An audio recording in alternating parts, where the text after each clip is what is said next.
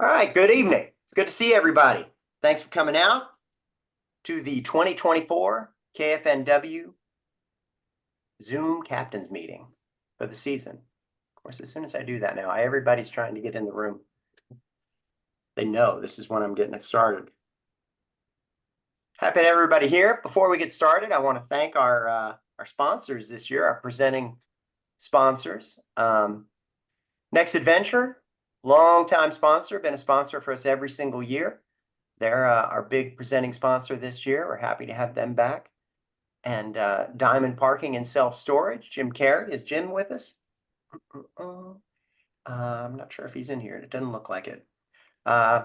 They've come back this year, sponsoring us again. We really appreciate them. And new as a presenting sponsor this year, Native Watercraft. Near and dear to my heart, so I'm happy to see them come on board, and hopefully we'll be working with them for years into the future as well. All right, let's get started. Let's talk about the schedule a little bit too, and this is a good place when we're going through the schedule. If anybody has any questions about any of the schedule, without getting into really nitty-gritty details, but if you've got questions about one of the events on the schedule, let's talk about it. Let me go ahead and screen share so that we're all looking at the same thing. Where is it? There we go. Screen share. There's a map. Let me change my tab here.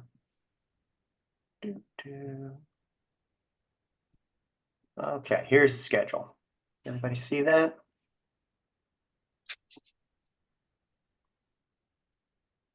So a couple other things too I wanted to just mention as we're going through these is just to make sure everybody knows some of the tools that we have available. One neat thing on the schedule, we've got this search field up here. So let's say you're in Idaho and you just want to see Idaho events, just type IKBF in there, boom. And that just shortens it down to only Idaho events or just Oregon events. We start off with our 3 season kickoff opens. Aller Lake will be the first one up in Washington on April 6th. April 13th is Dorena Lake down here in Oregon. April 20th is Brownlee Reservoir over in Idaho. And Brownlee, you can see, has got the Tourney X link already. I'm adding these a little bit. I'm trying to add a few every day, so we'll have these all complete pretty soon. But if there is a Tourney X link there, you can go ahead and click on that and sign up in Tourney X. And then the details will be after. I'll get the Tourney X's all done first and then come back through and get all the details done. Let's see, Washington's going to kick us off 5-4 back up at Lake Whatcom again. So that's only our second event there, right, Jim? Sorry. Yeah, that's the only second event. Second time there. But that was one of our biggest scores of any event last year in all of KFNW. Yeah. Yeah, it was good. That and the Columbia, Lake Umatilla, and the Classic were the biggest scores we had. Those 3 events were the biggest scores we had all year, which was cool. And we might have that again with the Classic. We'll see. 5-11, we're going to be at 2 places, Lake Lowell and Siltcoose Lake. Unfortunately, we try not to have tour events overlap in case people want to travel to them, but we just didn't have really any choice in May with some of the holidays, and we didn't want to be on the same day as the Brownlee Crappie Shootout as well. So that sort of limits how many weekends we can do it there. Lake Lowell, we've been trying to get back there for a few years, and we finally got in this year. So I'm sure all the Idaho guys are really excited about that. It's, right there in town, and some big fish get caught there. And Siltcoose, we're excited about that. In Oregon, it's our, we haven't been back there in a few years, and it's our first time there this early in the year. So should fish well. We're hoping so. All right, then event number 2. Columbia River, Lake Wallula. All 3 of us there. And on the same day, we've got the Native Watercraft No Limit Big Bass Power Hour. So we're quadruple teaming this thing up, putting everybody together. Let's see, got people trying to get in. Okay. And for those of you who fished the Lake Wallula event a couple of years ago that we did, it's basically going to be the same area. Here it is on the map. It'll be basically from the bridge here in the Tri-Cities down here to McNary Dam. That's going to be our area, is this big kind of backwards sea. And any of that'll be in bounds. Some of this is Oregon and Washington, but most of it up in here is all Washington. So if you're coming from Idaho, I'd recommend you get a Washington license, and that's going to allow you to fish anywhere in here. That's going to be the smarter way to go. And if you're from Oregon, you might need to buy a Washington license depending on where you want to fish and what you want to do. But we'll dig into some of those details as we get closer to the event. Just go ahead and interrupt me if you do have any questions on any of these events. That one I figured would be the most likely. The native event, obviously same day, and that's the no limit and the Big Bass Power Hour, same thing that we did last year.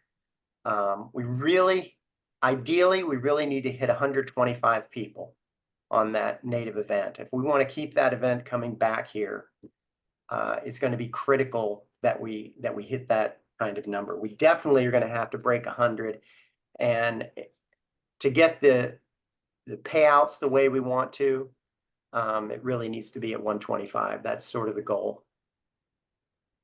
Just to touch on that a little bit, I know I've complained about it before, but you guys, I know there's only what, 20, how many of us in here? 26, 27? Somewhere around there.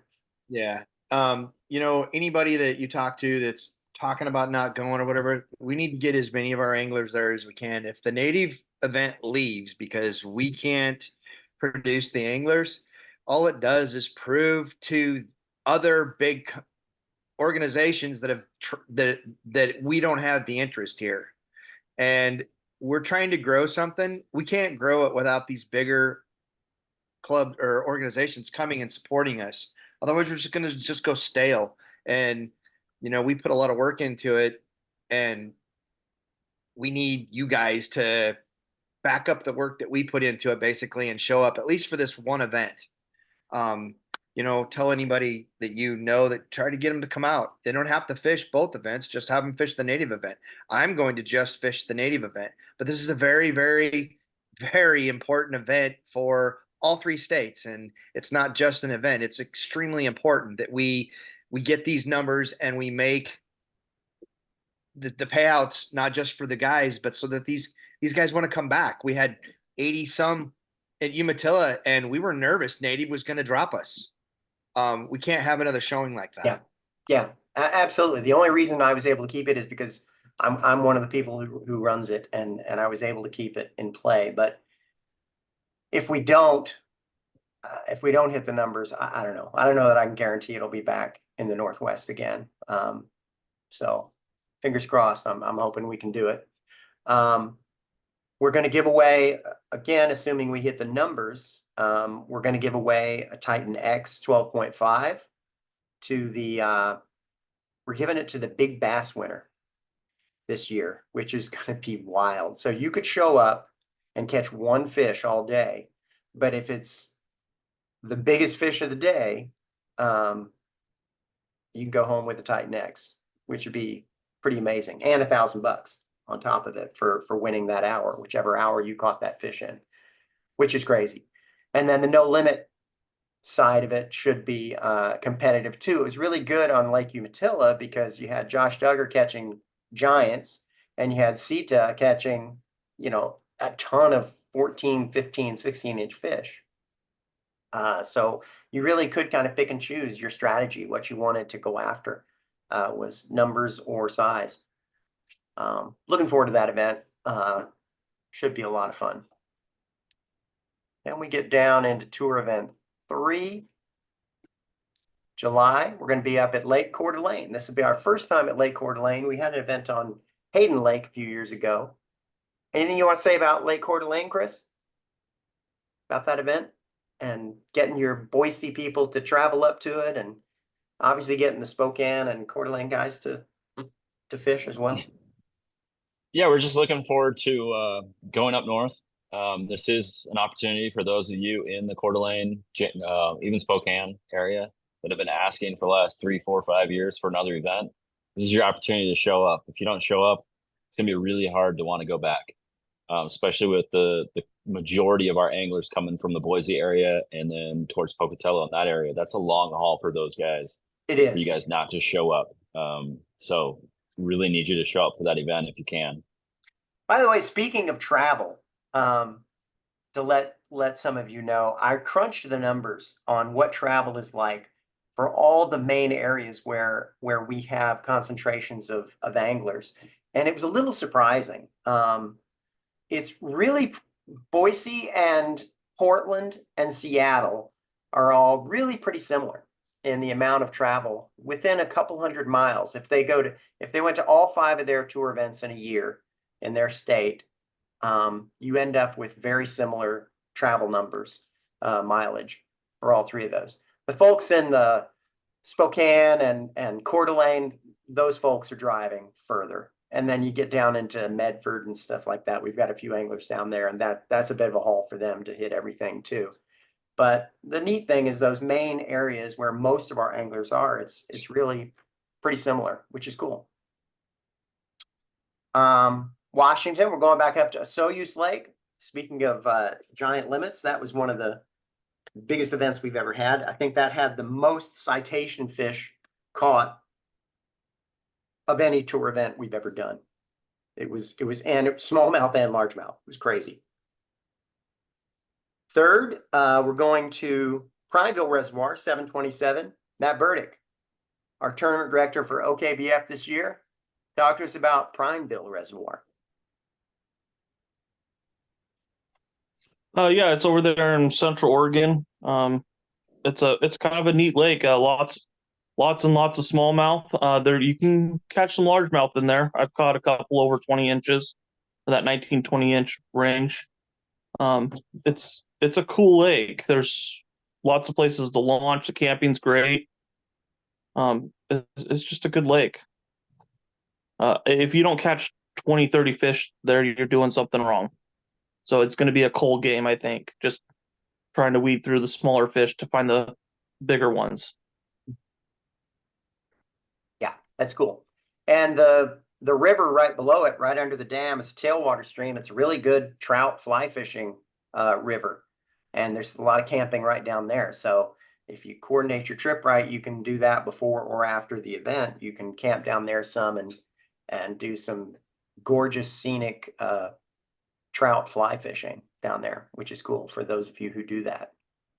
Now, I do recommend the people that are fishing that event look into camping now, because the state park fills up really, really quick and really early. There is, I think it's Jasper Point Campground that is above, and it's first come, first serve. But by Thursday night, that place is it's completely full. You're not going to get a place there. So make sure you book in look into advance. making reservations now.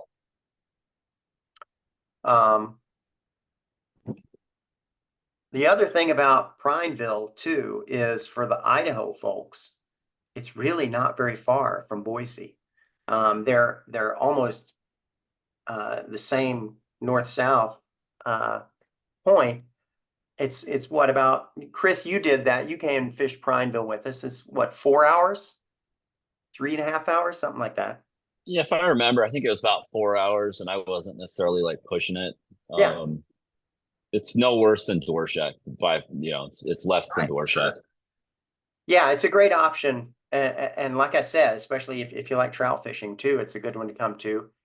And if you're a fly angler, it's a good one to come to, because then on the 28th, we're going to be doing the Flying Kayak Open. This is the 3rd year that we're doing this Flying Kayak Open. This is a one-of-a-kind event. I don't know of anybody else who's doing this. It's fly fishing only, bass kayak tournament. It's on Davis Lake down in the Lapine area, which is close to Bend. It's probably from Prineville, it's maybe 30 minutes away from Prineville. So you could move, if you're camping at Prineville, you could move to a different campsite, or you could just drive in the morning. It's not very far to drive it. We had some really good fish caught last year.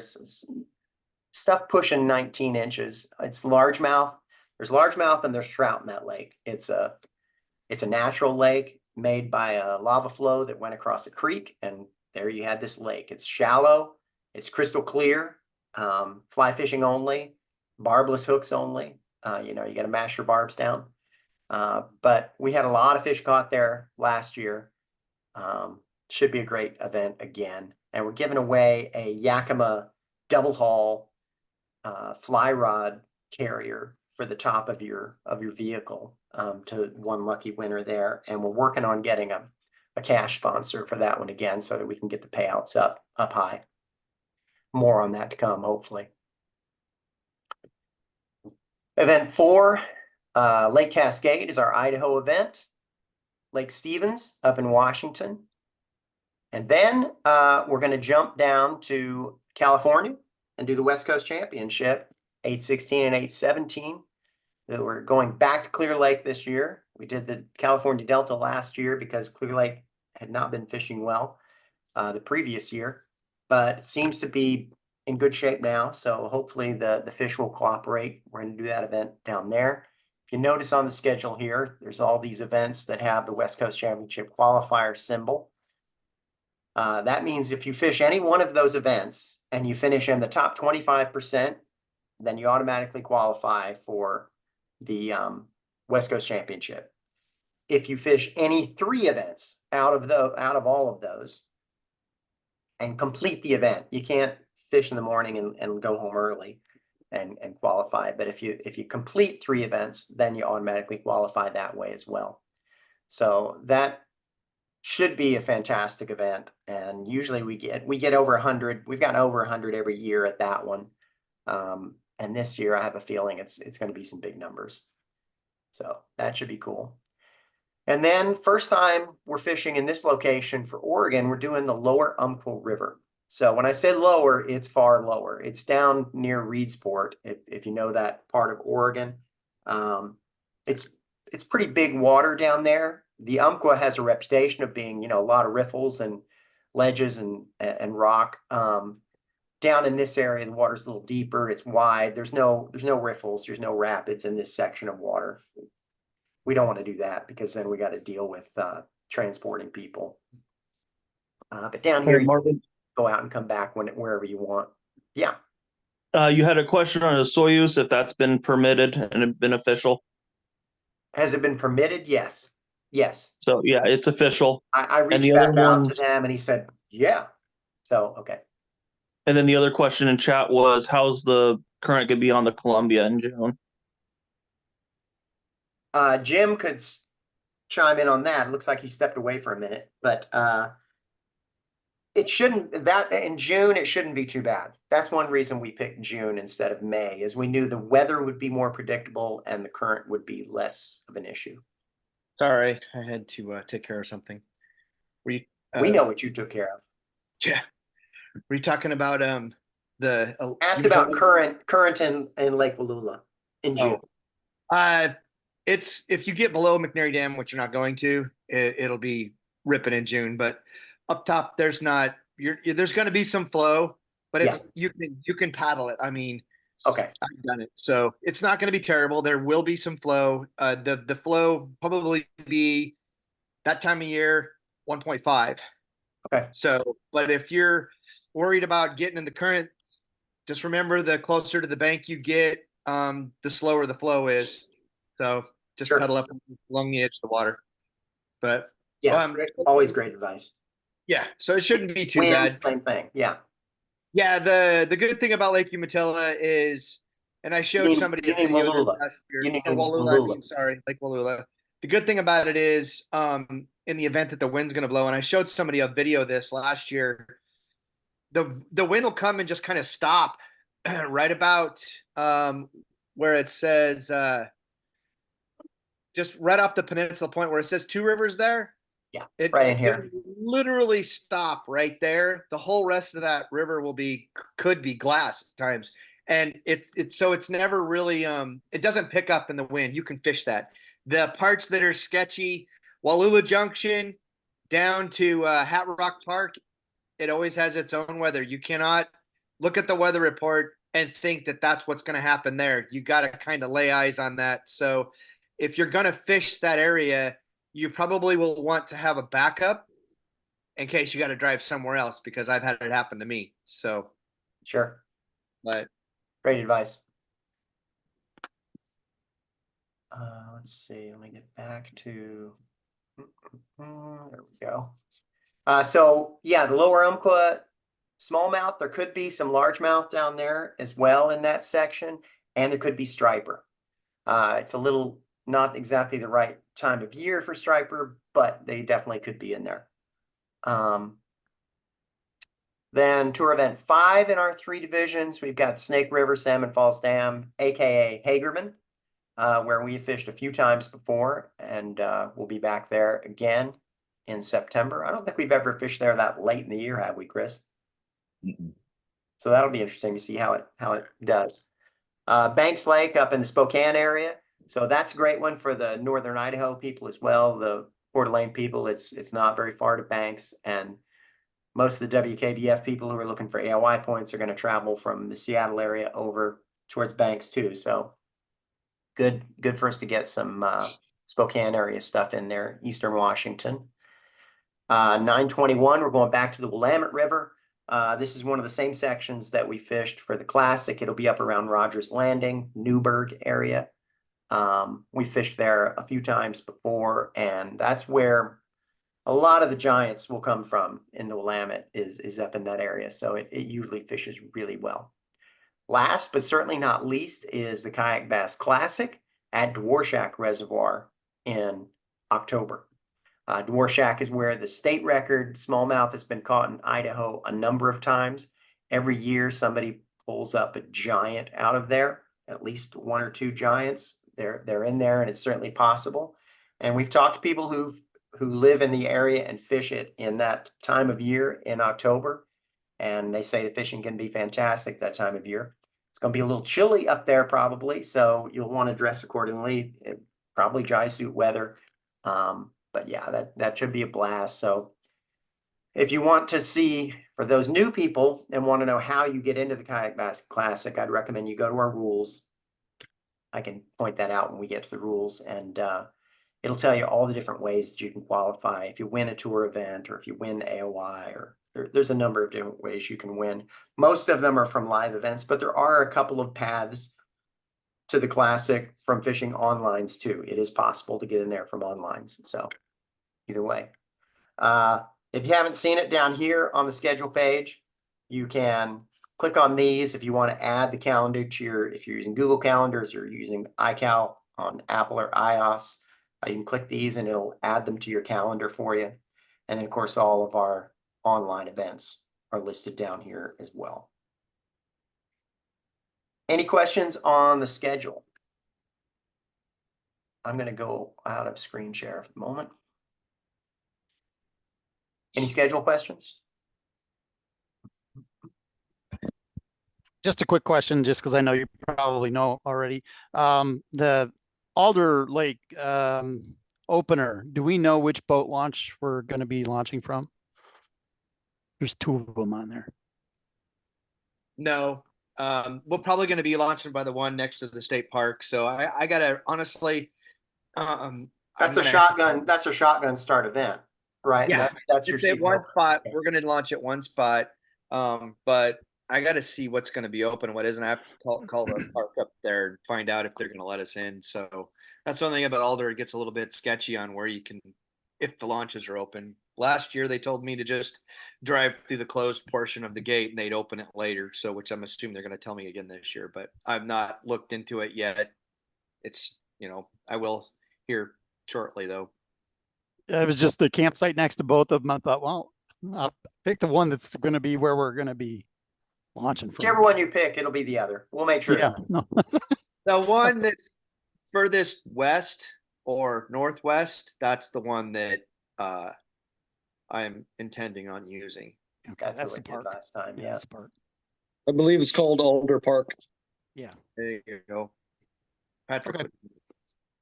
Okay. Some more questions in the chat. Jason Valentin asked, is all of Bateman included? Where are we talking about on that? Bateman? Jason? They Bateman now Island. what? Oh, all is of all Bateman Bateman Island? included? Yes, Bateman's included. Okay. You'll get all of Bateman will work, and you'll be able to go so far up the Yakima River. Last time it was to the 240 bridge. You can fish Okay. up to the 240 bridge. We'll, Perfect. we will have designated launches for this, unlike last time, because that's what we've moved to, is using designated launches for everything. So Jim and I will work on that and get a map together that'll show everybody all the places they can launch, and of course, boundary map for, you know, where you can stay in the boundaries. And Marvin, this year, are the fish from the Wallula event going to count towards like the challenges and, you know, the season longs for the Idaho, Washington, Oregon guys? We'll dig into the challenges when we get to rules, because that's where that's going to be covered. I'm not sure yet in terms of the Wallula event. There's something that we have not determined yet that we're going to have to figure out on that.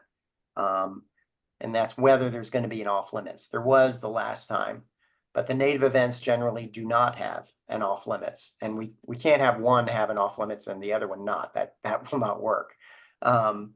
So we're going to have to make a decision as to, and I'll probably have to get my other native guys involved in that decision too, to see if it's okay. TBA, I really can't say just yet, but the Idaho guys definitely will allow them, you know, certainly during the event, if nothing else, you'll be able to take your fish and submit them. And the Idaho guys, this is the one weird exception, is the Idaho guys are going to be able to come over and catch fish in a river in Washington and or Oregon and submit them in the Idaho season long, which is strange, but we're going to allow it for that one event because it's just fair. It's more fair since they're coming over to fish in our states. Yeah, and that's what Jason was kind of asking. It's hard. I don't know yet, Jason. We're going to have to see. All right. Next thing on the list, entry fees. So if everybody didn't notice yet, entry fees have gone up this year. We've gone from $50 entry fee for tour events to $75. And for our online challenges, we've gone from $25 to $35. That's partly because of some of our increased expenses. Insurance is the biggest one. Our insurance has basically doubled every year in the last 3 years. So it keeps chipping into our ability to do things. And the fees have gone up. Attorney X has gone up. Everything's just going up a little bit. So some of that is to accommodate some of those extra fees without impacting it. But it's also because it's going to increase payouts. I'm hopeful that we're going to have all the cash we need from sponsors. We're not quite there yet. I've got some that I'm negotiating with right now. And I'm hopeful that if some of those come through, that we're going to be able to hit our numbers that we need to boost the sponsorships the way that we do, or boost the payouts from sponsorship the way we do. But I don't know just yet. We'll have to see. But whether we do or not, we'll have enough that with that increase in entry fees, the payouts will be at least as high as they were last year, and they should be higher, depending on sponsorship. But we'll see. Will Lula shotgun start? I would say not. It'll be designated launches. It will not be a shotgun start. It'd be fun. I'd love to have the photos of a shotgun start at Lula, but that would not be very fair, especially that much water. No, we won't do that. New payout schedules will be coming soon. Again, I'm waiting on this this sponsorship stuff to get all nailed down finally, and then I'll do the payout schedules. All right, let's jump into rules. Let me pull the rules up.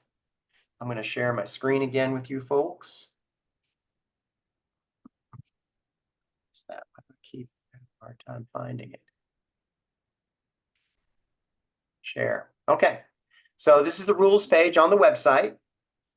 if you go under resources, you'll find it right here, KFNW rules standard. That's where it is. And again, in just reminding everybody about some of the shortcuts and things you can do, all of this table of contents at the top and all of these are all links.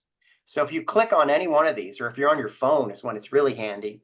And let's say you want to look at taxes, number 17 down here. All you gotta do is click on that and boom, it's gonna jump down to section 17 and let you know what we've got in there about taxes. So that will save you a lot of trouble. For our purposes today, we didn't have a lot of changes to the rules this year. There were a couple refinements, I would say, and very little that was sort of new. So we're going to jump down here to the very bottom, recent revisions. You can do this anytime you want to refresh your memory of what's different about the rules this year. If I click on recent revisions, it takes me all the way to the bottom of the rules. And these that are in red are rules that have been modified, updated, new rules, or deleted in some cases. In this case, there wasn't really much of a deletion going on. So I'm going to do this sort of in a round robin fashion between me and the other directors here, and we'll go over all of these rules and see if anybody has any questions on these changes. So the first section I'll do because it's really simple. Watercraft. There really weren't many changes to watercraft. I simplified this list right here of the watercraft that were sort of exceptions. We had a bunch of things listed there that nobody has, and I doubt anyone ever will. So I just kind of took them off the list and shortened this, and I added a couple things. I added the wilderness systems, eye attack, Hobie links. I think that was already there. So I just simplified this list a little bit. If your watercraft is marketed as a kayak or a canoe, or a stand-up paddleboard, it's probably going to be allowed automatically. And if it's not one of those, like if it was something like a Jackson Blue Sky, for example, then what you want to do is you want to look here at the exceptions, see if it's listed. If it isn't listed, if it's not marketed as a kayak or canoe or a stand-up paddleboard, and it's not listed here, then you're going to need to reach out to us, one of the directors, and we'll talk about it and we'll make decision about whether that should be allowed, that watercraft should be allowed or not. And we'll let you know. All right. We've got a few changes here. Section 4.1 and 2, propulsion. You know, last year was the first year that we ever allowed motors for everybody who was a member for our live events. And that's the same again this year. But we've learned a little bit about it from a year, and we've got a few little changes here that we want to do. Number one is really simple. Pedal drive, pole, or electric motor. That's it. I don't think there's anything in there that's new. It's really in this stuff underneath. So here's a new one. Jim, I think we're going to hand this over to you. Let you start talking about some of these sub items that I've got highlighted. Can you see that? Yeah. All right.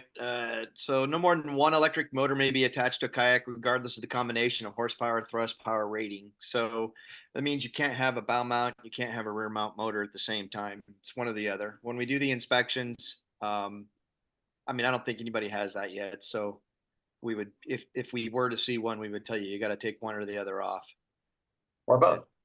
Yeah, or both. Yeah. So. Commercial available motor mounts are recommended. DIY mounts are allowed, but must be inspected by the tournament director for approval. So that's basically, we want to see something that's not made out of wood and screws. You can't have it tied to the seat with rope or string or tape. So it has to be something legit, or we're going to tell you that you can't fish the event unless you take it off, and then you can fish the event. So, you know, we don't, like I said, no screws, no wood. And we did have, I know I had one in mine. I think Marvin had one at his. We had a couple. Yeah. So they're out there. So it says motors should ideally be mounted along the center line of the kayak, bow mount, stand, stern, and third mount. Ideally, there is a mount that I've seen that's off to the side for some of the Old Town PDL boats because of the rudders back there. But again, Yeah, if that's you- why we say ideally, yeah, if somebody has a good mounting system and it's off to the side, you know, solid aluminum, whatever, made out of the starboard stuff. So again, no wood. Batteries must be enclosed, strapped down, or encased in the kayak for safety. So you want your battery strapped, and you want it in some kind of a battery holder or a cover or something, just to keep it from getting wet, having any problems. You want it strapped down because if you do flip your boat, you don't need that thing hanging. You'll never get your boat flipped back over. So make sure it's strapped. We'll be inspecting this when we do the captain's meeting in the mornings. We'll be going around inspecting. So lithium batteries are recommended for motors. Full-size AGM lead-acid batteries are not recommended due to their weight. Doesn't mean you can't use one. It's just they're really super heavy, and you're not going to get near the life out of them that you will a lithium. I know the lithiums are expensive, and people have a hard time spending money, but they have most all of the good lithiums have a really long lifespan and a guarantee of 8 or 11 years, or a huge amount of charges. So you're going to get way more time out of one lithium than if you replaced lead acid every few years, 3 years or whatever. You're still going to you'll spend more money than you will have on the lithium if you were to do that. So yeah, and I would just add to that, we say not recommended because it depends. It depends a lot on the kayak they're using too. Like if somebody's in a Hobie PA or a Titan X and they have a lead acid battery in a battery box strapped down inside the hull, I mean, it's okay. It would work. You'd be all right. But if somebody did that in like a Tamarack and had it just like with a rope tying it down in the back, no, that's not going to fly.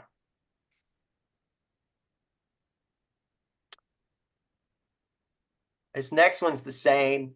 3 horsepower is our limit. 55-pound thrust, 3 horsepower, or approximately equivalent to those. All right, here's the big change. it's a big Want one. to take that one, Jim, or you want me to? Yeah. For all motor systems that come with standard with kill switches, man overboard switches, remote or remote controls. The competitor is required to wear a kill switch, man overboard switch, or the remote control on their person at all times while on the water. A violation will result in disqualification from the event. Violation will result in disqualification. Don't try to talk your way out of it. It says it right there in the rules. So what this means is if you've got a NK 180 or the NK 300, or you have a Torqeedo, any of the Torqeedo ones, they come with a kill switch. It's a magnetic deal that you have that must be tied to you. Has to be tied to your person, not to the kayak, not to your seat, not to anything else, to you. Must be tied to you.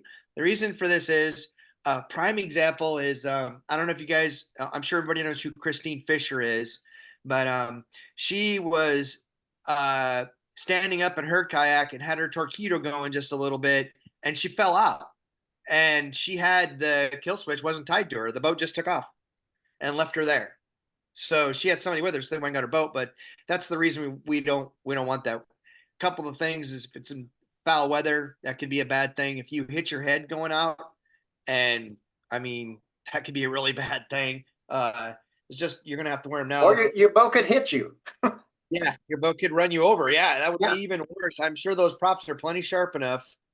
But for the motor systems that do not have a standard kill switch like the XI3s or man overboard switches, we're right now going to say we strongly recommend that you install one.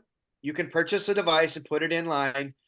They're not super terrible hard to put in, but they're not required. You must have your fob, though. Your control has got to be on your person. You have to have it on you. You cannot have it tied to your kayak or fixed there with Velcro or whatever. It must be on you so that at least if you fall out, hopefully it'll work and you can turn it off. Now, with that said, it says we strongly recommend. Do not be surprised if next year we say it is required. So look into it. It's not real tough to put in. There are people that can help to do it if you can't figure it out, or you don't know how to do it, or you're just nervous about messing with things. There are people that are willing to help do it. So, and there's Brandon Henning's in the group here tonight, and I talked to him the other night about this, and he's been looking into it and working on that. And we're going to have some options. It's kind of too new a concept for us to insist on it, but we'll have some options and give people some advice about how they can do it. We might, like Jim said, we may cite you when we inspect you this year.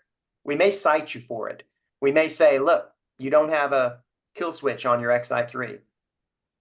We're not going to penalize you at all for it, but we're going to note it and let you know that we've noted it, that you don't have a kill switch or man overboard switch where if you fall out of the kayak, the motor dies. And then eventually that may change. I've already talked to AJ McWhorter, the head of Hobie BOS, and Steve Owens, the head of Bassmasters Kayak Series, about this issue. And AJ McWhorter in particular was really interested in talking more about this. He was running an event when I reached out to him, so I haven't had a chance to have a more in-depth conversation with him about it. But he's really interested in it too, because they're allowing motors for the first time this year. And I mean, ultimately, it's a liability thing for me and for all of us who run this. It's a safety thing. We want to be sure everybody is safe out there. And having a kill switch that's not on your person when you potentially can fall out of a boat is not safe. It's not safe for you, and it's not safe for the boat. And oddly enough, probably the sketchiest motor that's on our kayaks is the XI3.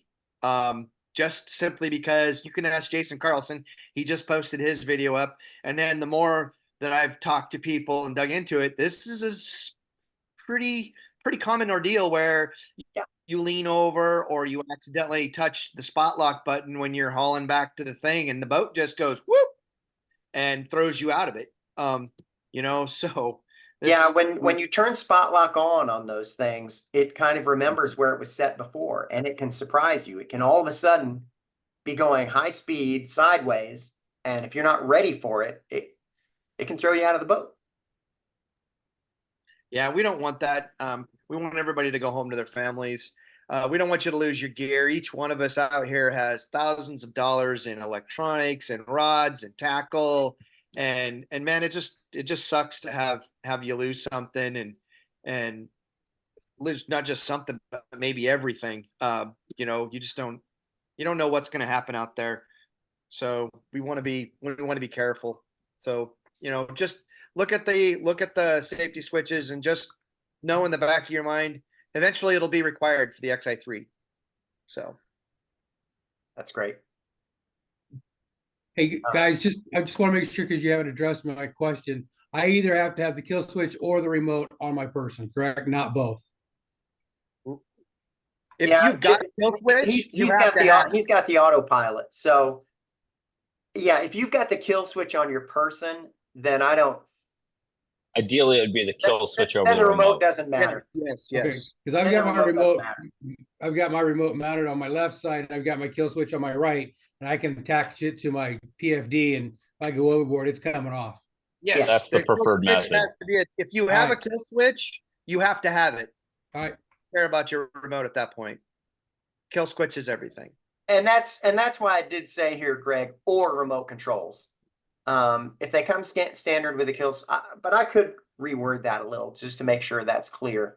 But yeah, the kill switch sort of trumps the remote if you've got both.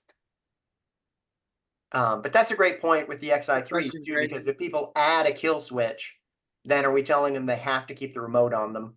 No. If you have a kill switch, the remote could be mounted to the kayak. That would be fine. That's a good catch. Thanks, Greg. And then that last one, Jim, was, like I said, we'll cite you. If there's something we find wrong, we're going to cite you for it. And in some cases, it could be we're going to tell you to take the motor off if you want to fish the event. And in other cases, it could just be a warning that we tell you this is something you should get taken care of. What we're gonna do this on the waiver forms that we already have been doing. There'll be a section on the back of that waiver form that our directors can fill out for you. So they'll inspect your boat, and this is where it's great if people are pre-fishing and you're there camping or whatever, we can do those inspections a day or two before the event to save us a little bit of time and get that done ahead of time. And then we'll keep those waivers in a portfolio like we usually do, so that we've got all of those on record. If you change, it's the same thing that we do with the waivers. If you change something, if you get a new motor, or you change, or you add a kill switch, or you do something like that, you'll need to let us know, and we'll need to re-inspect it again and update that that waiver form on the back with what's going on. 6-5 competition period. I don't think there was anything real important on this. What did I put that in there for? There was something that changed. This was, we need them to upload through the app, not the website. That's what I thought. Yes, you're right. That's an important thing that we don't talk about enough. There is the possibility to upload submissions on the TourneyX website, but you shouldn't do it because the GPS data gets corrupted in a weird way when you do it that way. So it really has to be done on the app, on the smartphone app or iPad or whatever mobile device you're using.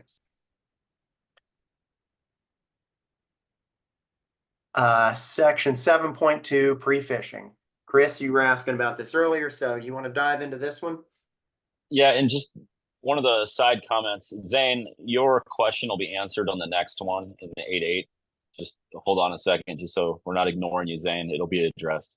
But 7.2 on pre-fishing, select certain tour events will be designated with an off-limits period. Off-limits periods will be in effect for approximately 4 days before the official practice day. Off-limits will begin at 11:59 p.m. on Sunday before the Saturday tour event and will end at sunrise on the official practice day, Friday morning. During the off-limits period, competitors registered for the tour event may not fish at all, nor utilize any watercraft within specified boundaries of the tour event, or they will be disqualified from the tour event. Fish submissions caught by any unregistered kayak fishing Northwest competitor during off-limits period within the off-limits boundaries and submitted to any online challenges will be denied. Repeat offenders may be subject to disqualification. There are no restrictions on pre-fishing before the off-limits period. So does everybody get that? If there is an off-limits, this is only if there is an off-limits that this rule really comes into play. If there is an off-limits and you're fishing the tour event, then obviously it's off-limits. You can't go in that water at all, or you will be disqualified. But let's say you're not signed up for the tour event. If you submit anything in a body of water that's during an off-limits, then we're going to deny it. And if you do it more than once, you could be subject to getting DQ'd as well. So this is our way of just trying to protect the fishery. It's the same thing you've heard us say when we instituted these off-limits. We're trying to protect the fishery. And we're trying to protect, as Jim says, we want you to catch the big fish on tour event day, not during pre-fishing. We don't want people to pre-fish it hard and catch all the good fish and sore lip them, as Jim says, and then on Saturday they're not biting. That's really what this is all about. That's why that is there. That's our concern. We want you to have a great event. We don't care if you have a good pre-fish or not, but I want you to have a great event. That's what adds, that's the experience we're doing. We're wanting, not the pre-fishing thing. So, and truly on some of the smaller bodies of water, when we end up with a lot of people, you can literally ruin an event. I've had it happen twice. We've all had it happen for sure. There's also an element of sportsmanship too. Yeah, there's an element of sports. If I'm not registered for the event, I have no business being on the event that Marvin's fishing the next day. Like that's just poor sportsmanship. The only reason for somebody to do it, I guess, is if they're traveling with someone who's fishing it. But and that's fine. That we can't tell them where they can and can't fish. But they definitely won't be allowed to fish the tour event if they did fish during and off limits, and we won't allow them to submit to any of our online challenges either. It's just incentive to not do it is what we're doing there.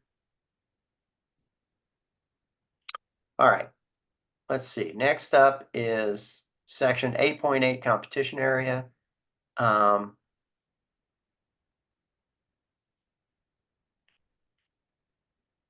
This is part of the same sort of thing. It's in there because of the off limits. Your online challenge fish have to be caught in eligible water. And to be eligible water, it has to be within the boundaries that it's supposed to be, and it can't be under an off limits restriction. So it's another way sort of stating that same rule. And so to answer Zane's question, Zane, only will be allowed for Idaho anglers because that's a 3-state event. Any other one, you're electing to travel to another state, and those are not allowed for Idaho events. Right, they wouldn't be eligible.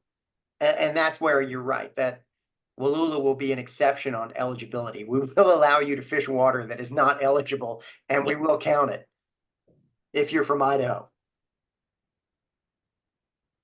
Just real quick, Brandon Twa said something, or it says Brandon, I don't know which one, but he said for those who have kill switches, I'd recommend buying an extra kill switch. Don't ask me how I know.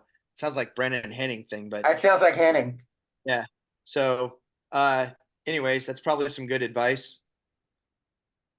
Or it could be Hua, because he does have a kill switch on his Torpedo. So, yeah. It's why. Yeah, okay, I figured. Too many Brandons. He lost one. Matt Burdick. This one's missing its heading, but you wanna talk to us about section 9.1-2? If I can read it. Competitors may fish with and receive free direct assistance and or information from other anglers and professional guides who are participating in an event before and during the event. From the start of an off-limits period, though, of an event, anglers participating in the associated tour event may not receive any assistance and or information from anyone who is not participating in the event. Yeah, this was a refinement of rules that we had. I changed a few things in there about it.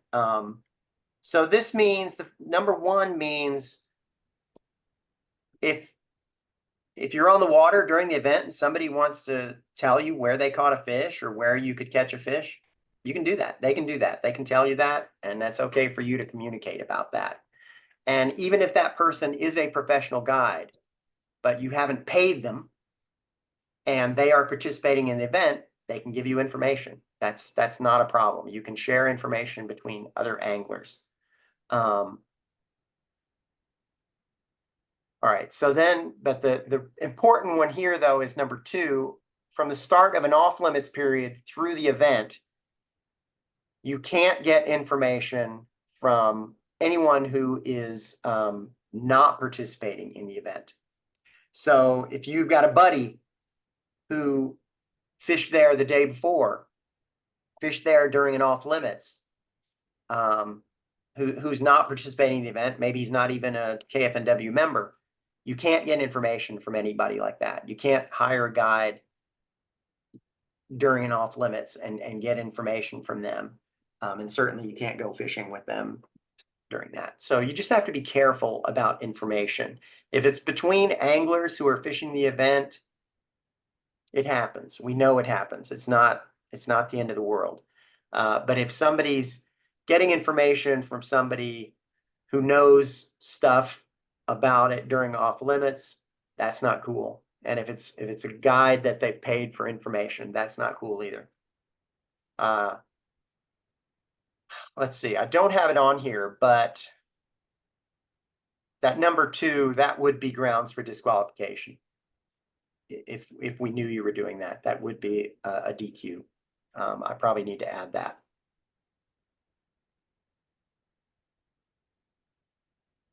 Let's see, the difference here was, this is all,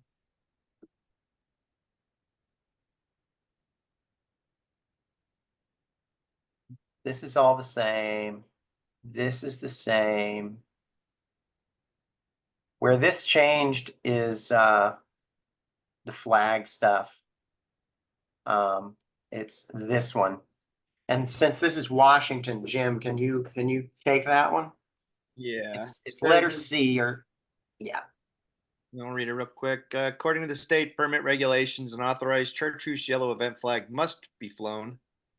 Not recommended, that's must be flown by each competitor during the in-person live events in Washington state. So this is a law. This isn't a rule that we made up. This is something that we have to abide by. The event flag can replace your usual high visibility flag. Events flags should not be flown except when participating in a live event. Event flags are not required for events in Idaho or Oregon, but we want to recommend that you guys get them to let other anglers know that you're participating. Yellow event flags, they're available through the KFNW website, and you can pick them up at 11 or whatever. So for what this means for us here in Washington, when I do your inspections in the morning, I'm going to ask you, do you have your flag? And if you don't have your flag, you cannot fish with us. We had went years and years without it, but we kept getting knocked. Kind of skirting the regulation. Yes, we had been turned in, I think 3 times, and the third time finally, because we're getting, when you have an event of 15 boats and they're all required to do it, and maybe they say there's 30 people in that event, but we put 30 people on the water. It's actually 30 individuals. We're actually bigger than those guys are in a sense, as far as people go on the water, actual per person on the water. So we got to follow those rules. They like I said, they turned us in, and the state finally said, hey, you guys need to do this. So yeah, and we talked to Idaho and Oregon as well. Oregon does have some regulations about that. It's weird. If we're doing a real small event in Oregon that doesn't have a permit, we're supposed to fly it. But not if it's a big event, which is kind of crazy. But Oregon was all in favor of us doing it as well and having it for all events. And we confirmed that the flag design that I came up with on it was going to work, and the flag color and all that. We made sure everything was within their regulations for us. But yeah, just telling other people around you that you're in a tournament. I mean, I've been run over by bass boats. it's great for that. That's what I love for it in Oregon. So you get around that. Are you fishing a tournament?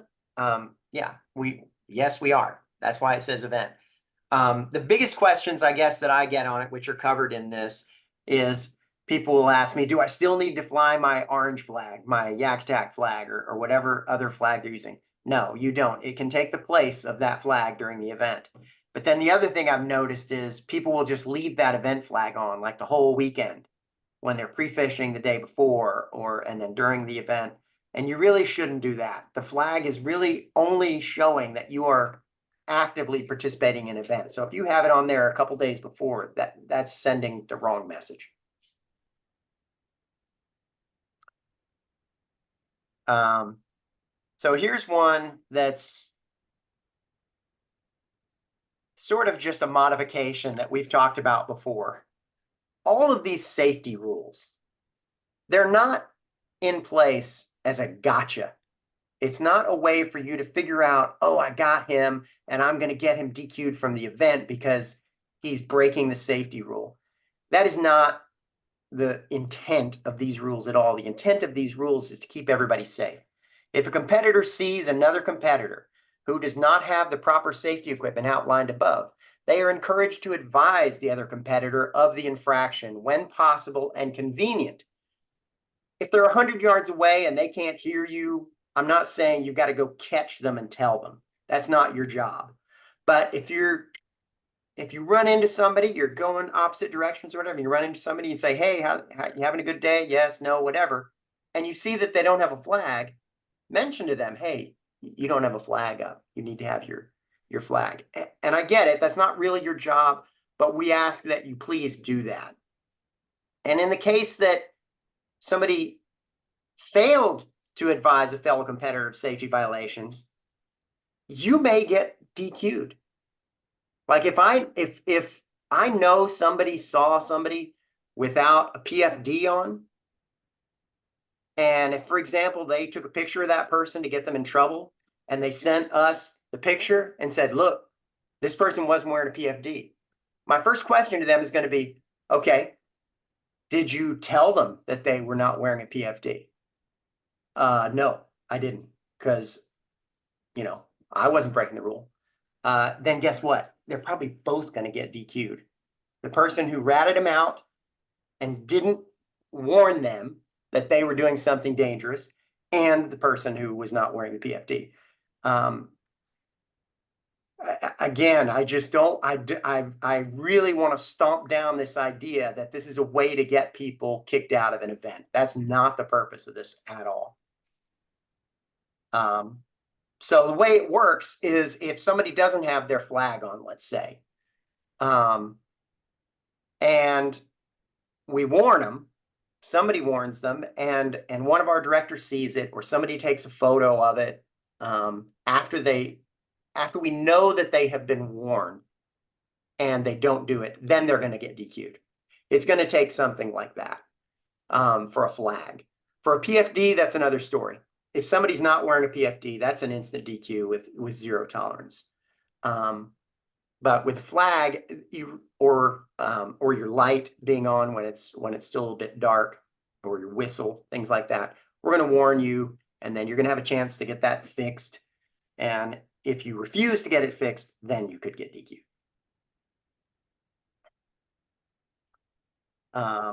Last one on here, 1810 safety. This has been updated a bit.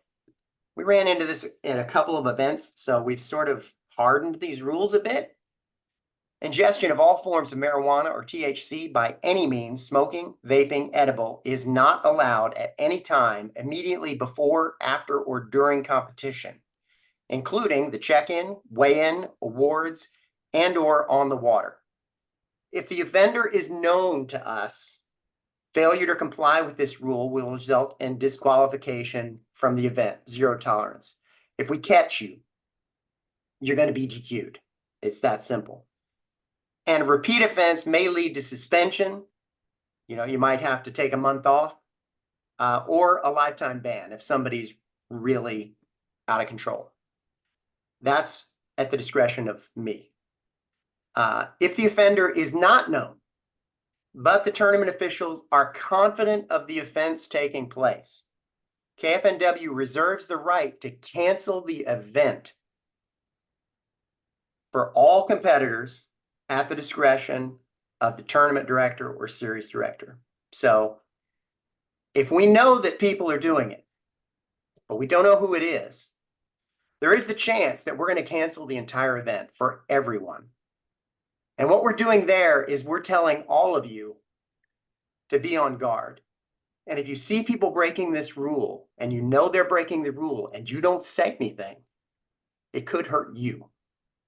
So I really want to just underline this one and say we're watching and we're smelling and we're listening.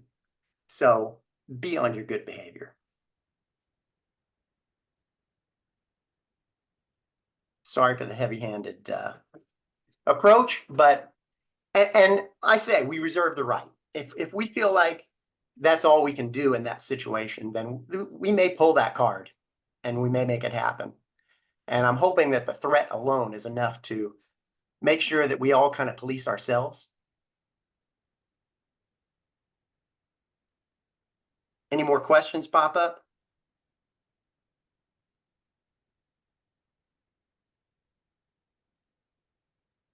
I'm kind of answering them as I see them, so I don't think there's any Oh, more. good. I see that.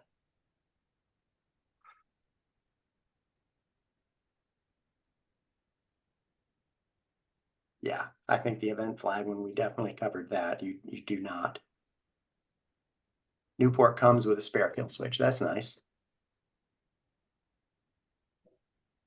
So it wasn't in the rule changes, but this year we're going to be doing designated launches. I mean, before it was always Intern EX that it was a designated launches. We're actually going to name locations where you can launch. And if We did it's that not, last year. Yeah, we did that last year too. That it was not a change this year, so that's why it didn't show up in this conversation. But yeah, we're making lists this year of launches where if it's not on that list, you can't launch there. Because before Yeah. it was just designated launches. N- That's all it said. well, but we did make a list for all the events last year. We made a list.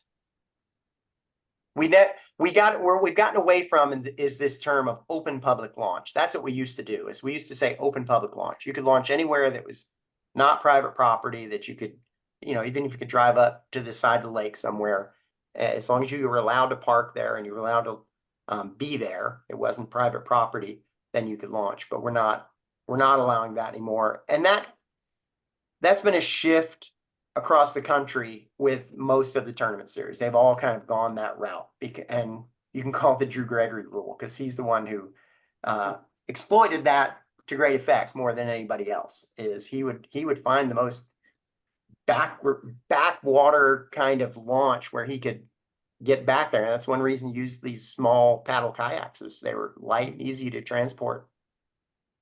So most of the bigger tournament series have all gone away from that. Bassmaster, Hobie BOS, same thing, designated launches. So we're going to tell you all the launches where you can launch. And that, I know that really bums some people out. Some people are really disappointed in that because they were really proud of the fact that they could do the research and figure out some obscure place to launch that maybe nobody else knew about. But ultimately, we had to ask ourselves, do we want to reward the people who are good at that, at finding an obscure launch that nobody else knows about, or being a local that has grown up there their whole life and they know all those little hole in the wall places? Or do we want to reward the people that fished better, that all launched from one of the launches that everybody knew about and ended up fishing better? And we sided on the latter instead of the former. We felt like that was a better way to judge a fishing competition. With that said, too, don't think that we're just picking specific lunches. We went up and down, like for the Umatilla one. Umatilla, yeah. We went up and down both sides of the river, and we got every single legal launch there was documented. The only thing you couldn't do was cross the train tracks and push off through the bushes. And so you're going to have every available launch there is that's legal to you to use. And if we miss one and it's not listed, then you can't launch there. It's unfortunate, but we try to get all of them listed for you. So, and if you give us enough notice, if there's a launch you don't see that you want to use, and you want to give us enough notice to research it, look it up, see if it's okay, we'll add it. And if we can't, if it's too short a notice, we won't add it that time, but we can add it for the next time we fish at that place. But just know that if you do that, we're going to put it on the list and everybody's going to know about it. There's no more of this, I found a launch that nobody knows about. And so, I don't even want to ask you about it because I want to keep it secret. That doesn't happen anymore. Who did I call out? Brandon? Oh, I did. That's true, I guess, kind of. But not even true, Brandon, because as soon as you asked about that one, there were other people who knew about it.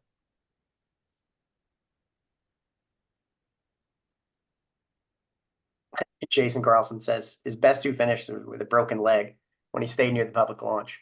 Well, that's that story about that. I can't remember his name, but there was a bass boat guy, Bassmaster guy, who he went out and his motor broke down or something, and so he had to turn around. He was headed back to the launch, and he decided, well, I might as well. Well, he had his trolling motor going back into the launch because his motor's dead, and so he cast a few times right by the launch. He caught a couple of good fish, and he stayed there, and he won the event. He won this Bassmaster event, hanging out right by the launch. It happens. Looks like Coey's got a question for us. Let's hear you, Coey. Hey, I just got a couple of little bit of information for my semi-local lake up here. Reminder for Jim about Whatcom Lake. You got to have the AIS like we did last year. And also for the guys who are thinking about pre-fishing, I'm not sure how the pre-fishing is going to work, but that lake is closed all the way up until April 27th, which is the Saturday before the tournament. It's a seasonal closure lake. So you might want to look at that when you decide on how to do the off limits and all that good stuff. That's That's a it. body of water. I don't think I had an off limits for it last year because it was so big. So it's so big. Probably not going to have an off limits for it this year. As far as the seasonal thing goes, it just adds to the, as far as I'm concerned, it makes me happy because that means the fish are untouched. So I'm all for it not opening until the Saturday before. I'm sure there will be people that go and do their pre-fishing, which is fine. Like I said, the lake is huge. So Yeah, it's really big, and it's a pretty good time of the year too for that lake. And I just wanted to kind of let people know that some people might be thinking of going and pre-fishing 2 or 3 weeks ahead of time. And yeah, we'll be able it, to. And you I'll be can't going over- you can go across the interstate to Lake Samish and pre-fish. There's similar but different. So if somebody just wants to come up here and see what the water temperatures and stuff like that are, Lake Samish across the streets, similar. And I'll go over, or I'll have notifications on the Facebook page on the WKBF for all of the inspections and things like that. We'll go over there. I'll end up calling those guys again. They were super nice last year. They were great to work with. A complete 180 from what TAPS was. Those guys set aside an area for us. I mean, they were like stoked to have us. So Watcom actually looking forward to going back because those guys really actually liked us being there. So That's great. I love to hear that. Yeah, the AIS for Washington is a little bit more stringent than any of the other states. If your kayak has been outside of Idaho, Oregon, or Washington, make sure you sanitize it before coming to an event. That's the important thing. That way, when you come and do the paperwork, it's a simple thing.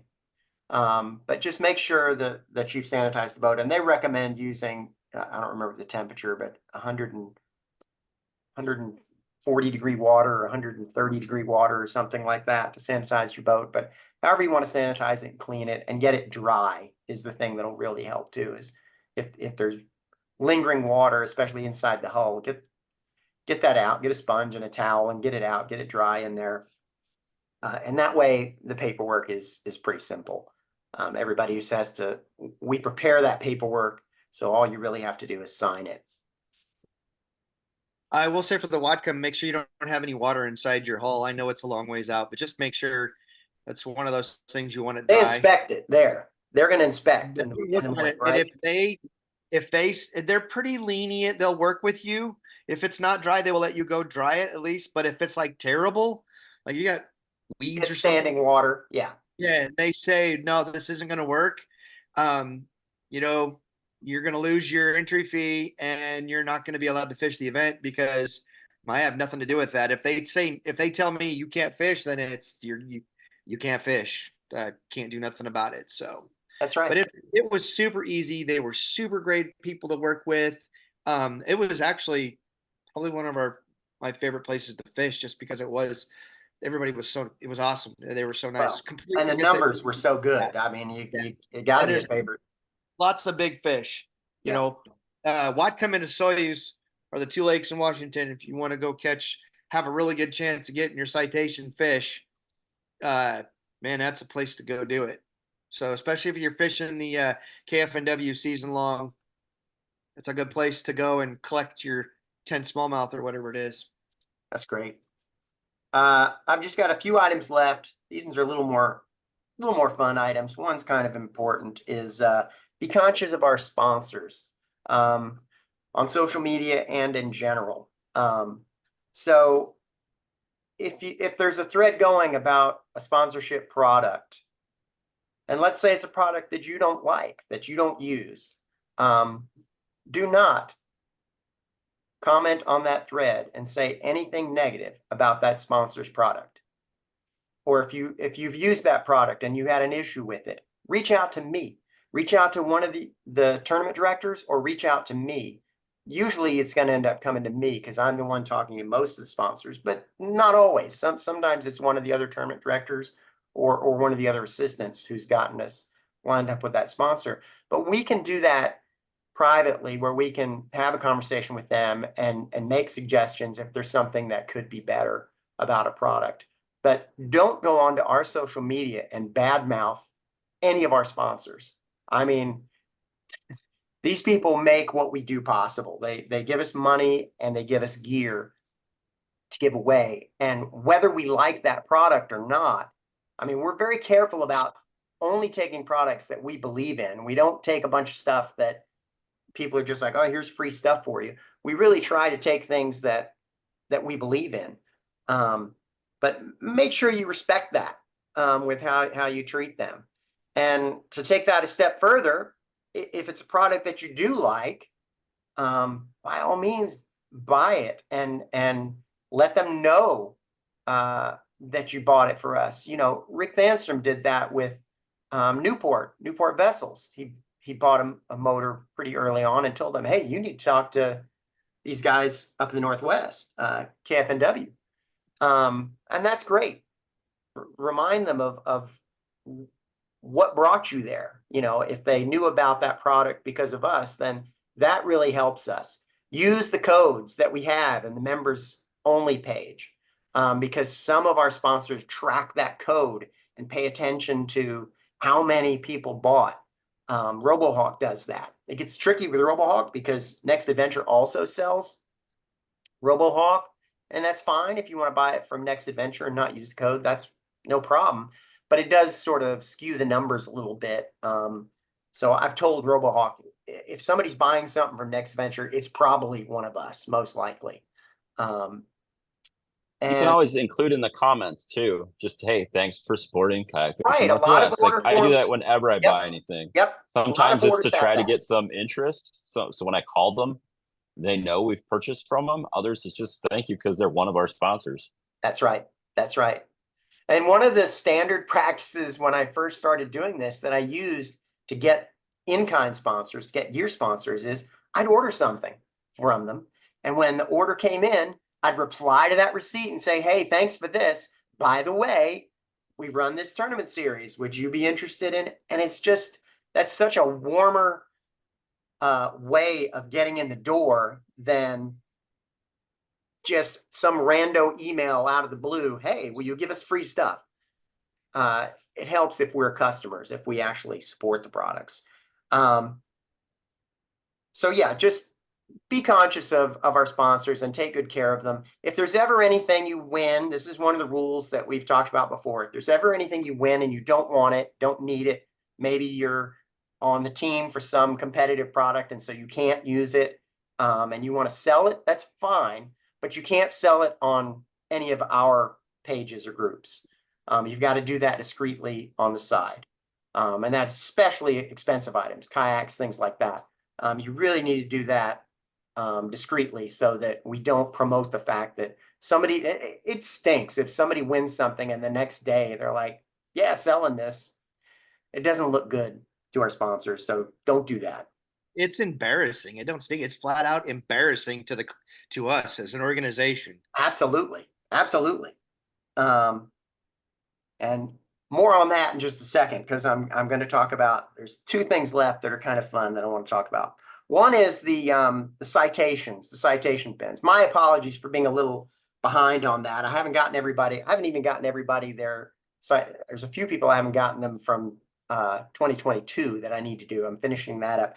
But I'm working on the 2023 right now. We've got that pretty well defined. I'm building the page for the website and we'll launch that. And I'll get the pins to our tournament directors so that we can hand them out at events as much as we can.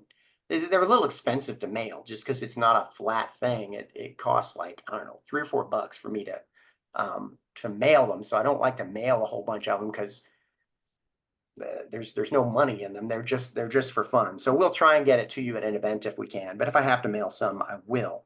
But we're changing a rule about that this year, and for a couple of reasons. One, it'll be simpler, but the biggest reason is it used to be when Aaron Roberts started OKBF, which was sort of the spawn of all these Northwest series. He was the first one. And when he did that, the season long that we do now, this 50-50 season long, back then he called it Lunker Hunt. And what it was is it was a place for you to track all your biggest fish of the whole year. So that then at the end of the year, you could say, oh, these are all my best catches of the year. And you could compare it to everybody else. And we've noticed a trend in the last few years is some people aren't signing up for the season long, which is a drag. It's kind of a bummer because I'd love to have everybody comparing their best fish at the end of the year. So what we're going to do is we're still going to do the citations and the citation pins, but we're only going to do them for the 3 season longs. So if you're fishing tour events and you catch a 20-inch largemouth and you don't upload it to the season long, you're not going to get a pin. The fish will still count, you'll still win the tournament, whatever, but you're not going to get a pin anymore unless you also submit it in the season long.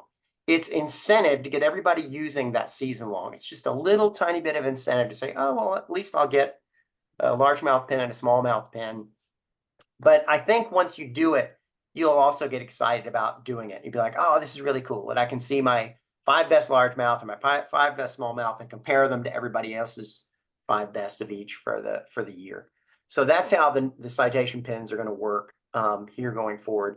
I will get the pins out, and I send out stickers to the 2 biggest fish. So J.R. Rollins and Josh Duggar, you'll get sort of a big sticker like this that looks just like the pin that you put on your kayak. Gage down in Medford had his right by where he put his catch board. So all of his photos the following year, you could see that he was the citation winner, had the biggest fish the year before, which was kind of fun.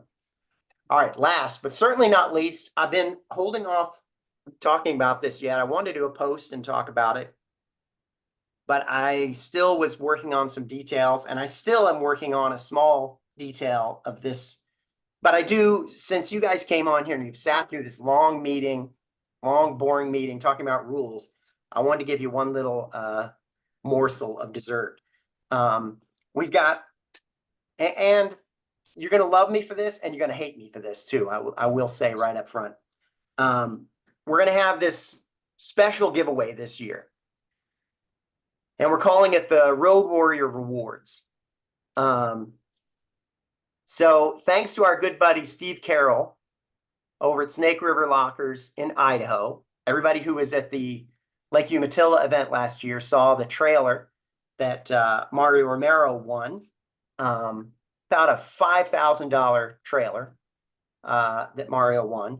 Just gorgeous stuff. Well, Steve is ramping up, and he's going to be selling a lot more of these trailers. They're really getting their plant in order, and they're building it where they're going to be able to knock these things out. And they're going to be probably, I wouldn't say probably, I would say almost certainly the best kayak trailers on the market in the country.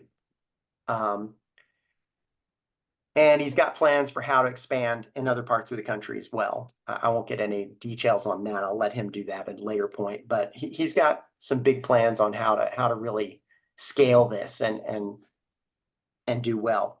So Steve is kind enough to donate a trailer to us again this year. And we were super excited to hear that. And then Diamond, Jim Carey over at Diamond Self-Storage and Parking. Well, Jim wanted to sponsor us again and help boost our payouts, but he also said, I really would love to donate a Titan X. I'd love to give away a Titan X to somebody.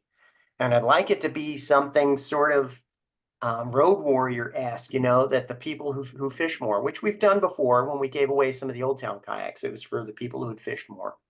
So we kind of are kicking this up a notch. And what we're going to do is we're going to give away a package that has the trailer and the Titan X 12.5 together as one prize. And the other little detail I can add on is there's probably going to be an add-on prize as well, a third travel-related prize. I can't say for sure yet, but something will be added on for sure to that. And so the way we're going to work this is if you fish 5 events, that's 1 entry for the trailer and the kayak. If you fish 6 events, that's 2 entries. If you fish 7 events, wow, look at me. I'm like turning green and flashing. That's bizarre. Then that's 3 entries, and so on and so forth. We've got 13 tour events this year. So you could get 13 minus 5, you could get 8 entries. And so you see what this does is it creates a lot of incentive because we're talking small numbers. You've got a high percentage of winning $10,000 worth of gear. Because there's just not that many of us that, like most sweepstakes and things you enter, you've got a 1 in a million chance or 1 in 50,000 chance. Well, here you've got like, I don't know, 1 in 50 chance or 1 in 40 chance. I mean, pretty damn good odds for a $10,000 prize. So we're creating a lot of incentive to get our anglers to fish as many events as they possibly can get on their schedule without becoming single. I joked with somebody at the show the other day when I said I'm going to have an announcement about something that's going to create a lot of incentive for people to fish more, and it was Eric Michael, I think, and he said, "Oh, what is it?" And I'm like, "Well, I can't really tell you." I said, "But we may have more single people at the end of this season, so we'll just see how it goes." So yeah, we're gonna then at the end of the year at the Classic, and the Classic counts too. I said 13, but it's actually 14 because the Classic counts too. That will be eligible to add to an entry. At the Classic, we'll do a drawing for all those people whose names are in, and just like we did with the paddle last year, if you've got 4 entries, then your name will be in there 4 times. You'll have 4 tickets with your name on it, and we'll draw a name, and somebody is going to win the kayak and the trailer and another little travel related prize with it. And then we should have some other small travel related prizes. So we'll do runners up out of those same names. We'll pull those names, and we won't give it to the same name if somebody gets lucky enough that their name gets drawn twice. But we'll have some other smaller prizes for those runners up as well. But that's our big giveaway this year. It's easily the biggest giveaway we've ever done, that KFNW has ever done for anything, and I'm really excited about it. I talked to Jim Carey at Diamond, and I talked to Steve Carroll about it, and I said, "Look, I've got this crazy idea, but you guys tell me if you don't like it.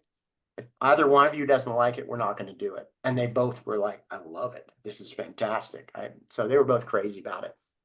So that's it. We're going to make it happen. So he had a couple of questions in the chat and stuff about how exactly that's going to work. Sure. Basically, if you fish all 5 of your events in your state, you're going to have 1 entry. Let's say you missed an event in your state, you can go get that from Idaho or Washington. Yeah, we're going to allow you to make that up because I know there are some people who've got family commitments or something that they're going to miss one of their home events. And especially with the Wallula one, that's a little unfair to tell the Idaho guys that they all have to go to Wallula, or they're not going to be able to get an entry. That I don't want to do that, especially since Steve's from Idaho. That just seems unfair. So yeah, they'll be able to make it up. If they only fished 4 of their home tour events, then they can go to another state, fish an event there, and that'll give them their 5, and that'll give them at least 1 entry in it. Or then go to another state and fish 2. And there's a question in there about if open events count, and no, they do not. No, it'll only be tour events and the Classic. That's it. And, one of the other reasons we're doing this, it's incentive to get people to fish more events. But as Jim pointed out, it's incentive to make sure we hit our numbers for Wallula that we really want to hit. So, you should know that if you only want to fish your home events, if you don't want to travel out of state, other than Idaho, sorry, the Idaho guys are still going to have to travel out of state, but then that means you've got to do Wallula. You can't, you're going to have to go out of state at some point if you don't fish Wallula.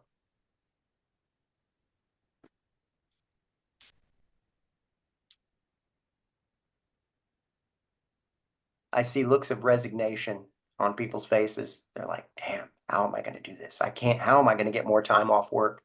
How am I going to convince my significant other that I've got to go do 2 more events that I didn't plan to do? When it comes to work, just call in dead. They'll understand. And then show up the next week with a kayak and a trailer on the back of your vehicle. WCC does not count. No. That is not a KFNW sanctioned event.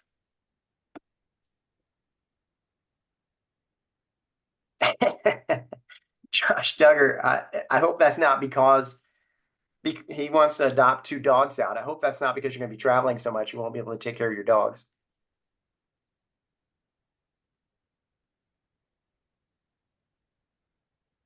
All right. Well, any other questions about anything? Hey, I noticed one thing. I see a lot of names in here that I'm not familiar with anyways. Some newbies. The newbies always come to the Zoom, which is great. Yeah, the other guys don't. So that's great to see you guys. Make sure if you have any questions, if anything was confusing, reach out to your corresponding director. I'm Washington, Chris is Idaho, and Matthew, as of this year, is now Oregon. So we'll be more than happy to answer your questions or help you do whatever it is. Get you, lined out with a catch board or, all that stuff, flags. We got the answer. So feel free to reach out to us.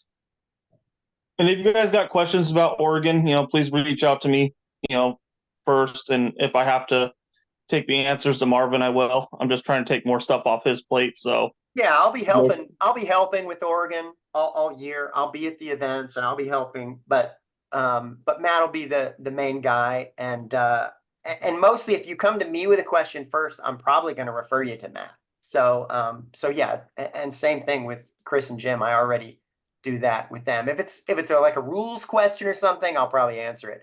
But if it's something about an event, definitely I'm going to point you to those guys. Yeah, and I may point you to the rules too, because that's one thing we've had issues with every year is people don't read the rules.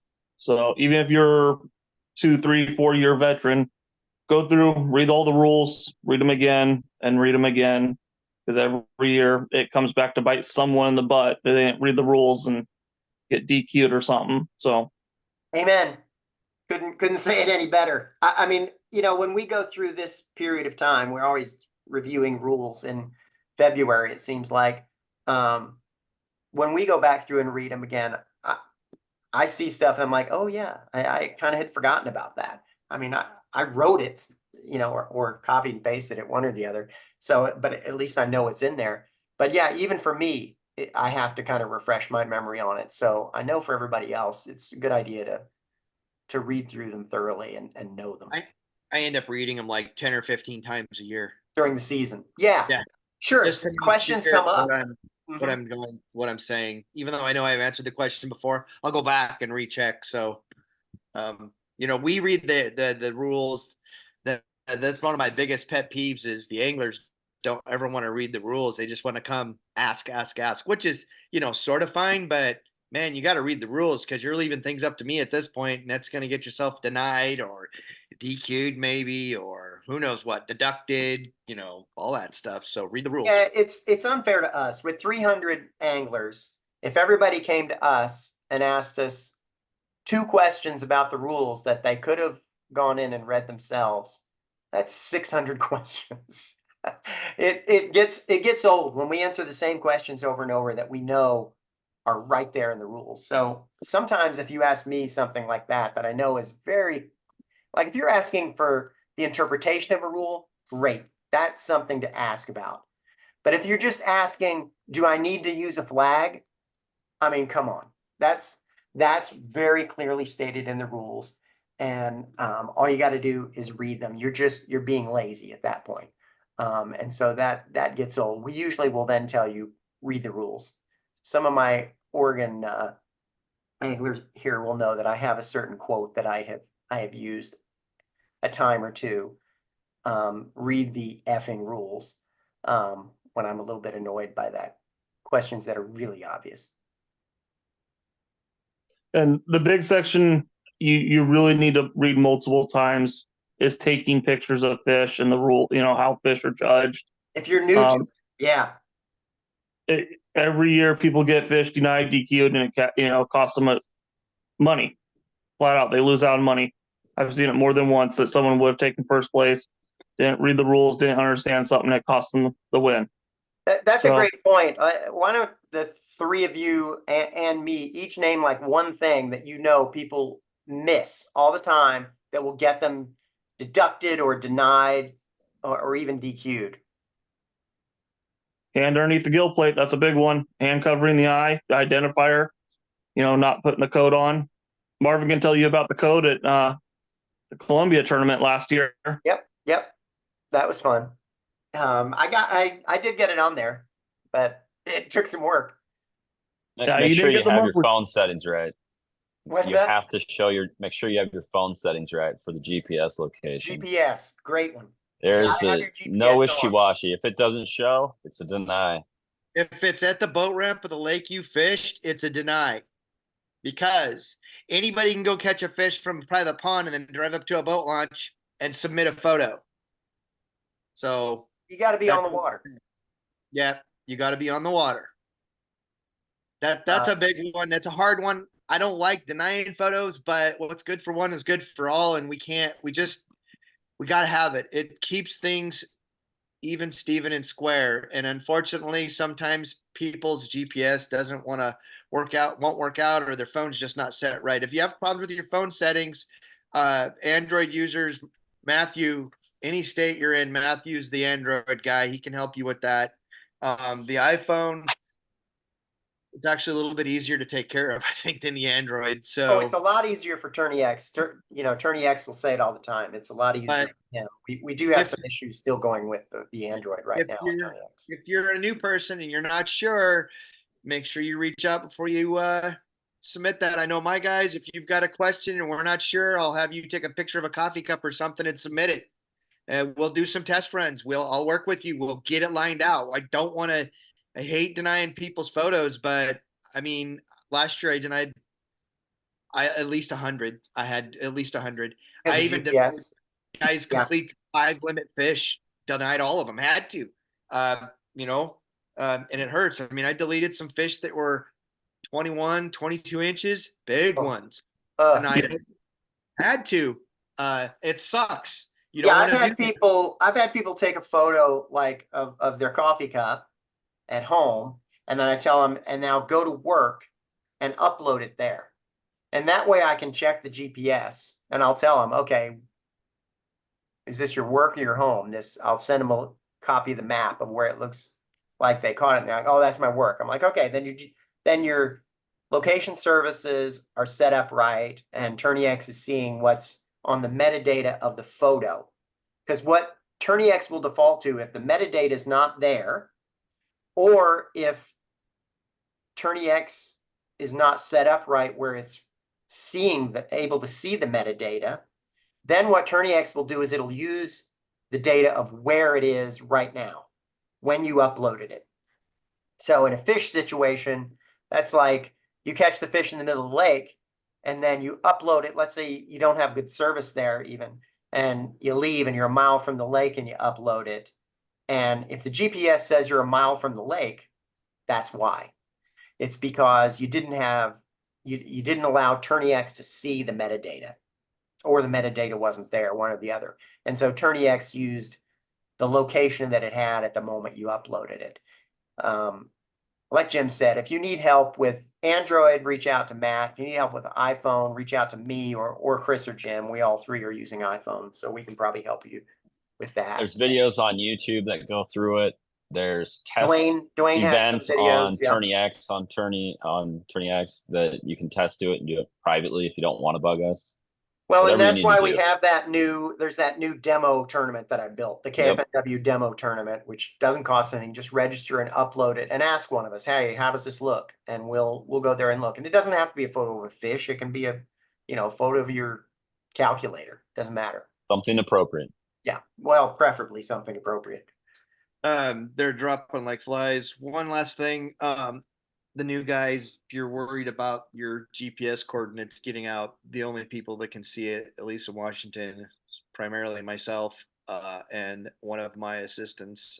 I don't fish, so Nobody shares any info at all. If they did, they would be probably banned from KFNW, period. That's not a cool thing to do. So those And Attorney X has put a new thing in place where it actually wipes those out after a certain period of time, they go where off, so- the maps go away. My thing on that I've always said is, look, if you don't trust a tournament director, don't fish that series.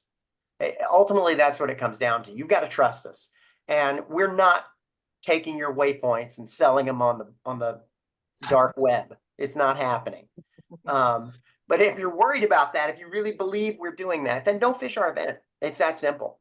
Because we are responsible and honorable about this, and so don't accuse us of doing things that we're not doing. Just don't fish if you don't believe us. But I'm telling you, we don't do anything with your waypoints. And trust me, after you judge 1,000 fish, It's all a blur. it's a blur. You just look and be like, oh, they caught it on this location. Okay, it's public. Next picture. Like we look at it for 2 or 3 seconds, and then sometimes we have to be like, oh, is that public or private? And then we'll start digging. But most time it's just like, oh, we see public waters, and that's about as far as we go into it. Zoom out and it's public, and I don't even pay attention to nothing else. You ain't got the time to do too many photos, man. Double check your codes. Good advice. The other one that I would say is make sure that the head is to the left. The left side of that fish's face should be up, not the right. That's a denial.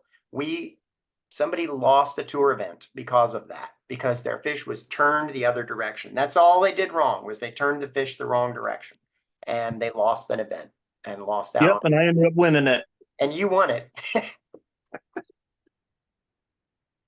All right. Well, any other questions? Let us know. You know how to reach out to us. We're all on Facebook and on the KFNW website. Oh, your last little tip for the day. If you're going to the KFNW website, you can get there by typing in kfnw.fish. You don't have to type kayakfishingnorthwest.com. kfnw.fish. That'll take you to the website. On that note, I will bid you adieu. All Thanks, right. everyone. Have a great season. See you guys. Good night, everyone. Night, guys.